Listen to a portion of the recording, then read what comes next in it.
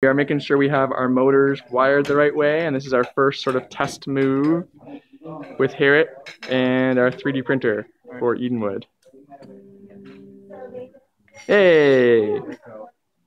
Here we are just testing our temperature, and in a second we're going to try and extrude some plastic out of the printer. Try extruding some plastic.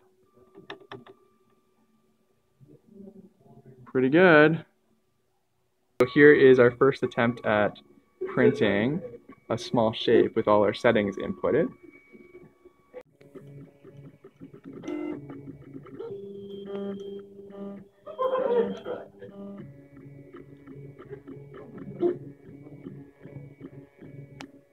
Just to give you an idea of how fast this thing's printing. Yeah. Right, these guys built this pretty nicely.